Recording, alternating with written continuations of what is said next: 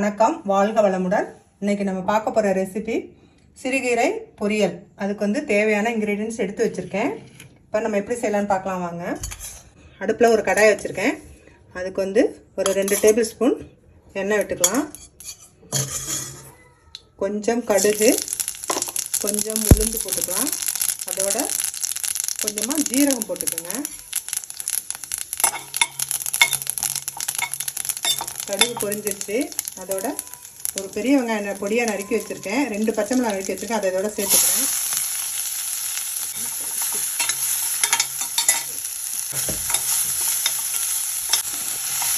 வெங்காயம் நல்லா வணங்கிருச்சு. இதோட நம்ம பொடி பொடியாக நறுக்கி வச்ச கீரையை இதோட சேர்த்துக்கலாம். நல்லா பொடியாக நறுக்கி வச்சுருக்கேன்.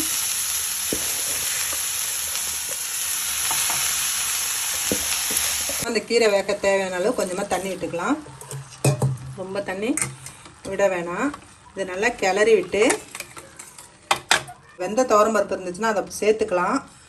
நான் சிறுபருப்பு ஊற வச்சு வச்சுருக்கேன். கீரையோடு சேர்த்து அதையும் வேக வச்சுக்கலாம். நான் துவரம்பருப்பு இதுக்கு தனியாக வேக வைக்கணுமேனு நான் வேக வைக்கலை. அதனால் சிறுபருப்பு நல்லா ஊற வச்சு இதோட சேர்த்துட்டோம்னா அந்த கீரையோடு சேர்ந்து வெந்துடும். நீங்கள் மறந்துட்டிங்கன்னா அது மாதிரி சேர்த்துக்குங்க. இந்த கீரையும் பருப்பு சேர்ந்து நல்லா வெந்ததுக்கப்புறம் லாஸ்ட்டாக உப்பு போடுங்க. அப்போ தான் அந்த கீரையோட கலர் மாறாமல் இருக்கும்.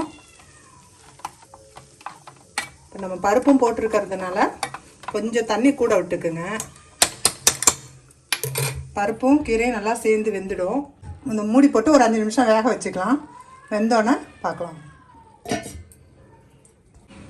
மூடியை எடுத்துட்டு நம்ம அப்பப்போ கொஞ்சம் கிளறி விட்டுக்கலாம். அப்போதான் கீரை பருப்பு எல்லாம் சேர்ந்து வேகும். கொஞ்சம் தான் தண்ணி விட்டால் எவ்வளோ தண்ணி இருக்குது பாருங்கள். இன்னும் கொஞ்சம் நேரம் வெந்துச்சுன்னா பருப்பு கீரையும் நல்லா வெந்துடும். இப்படி கிளறி விட்டு நம்ம ஒரு 2 நிமிஷம் மூடி வைக்கலாம்.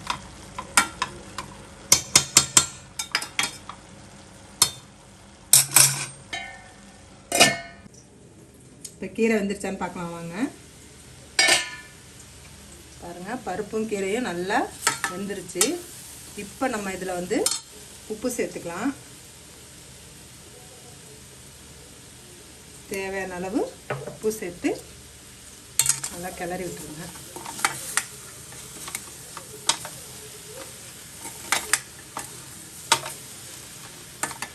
இந்த அப்படியே ஒரு நிமிஷம் அப்படியே விட்டுட்டு நம்ம எடுத்துடலாம். கீரை பொரியல் ரெடி ஆயிடுச்சு. இது எப்படி இருக்குன்னு செஞ்சு பார்த்துட்டு சொல்லுங்கள். தேங்க்யூ.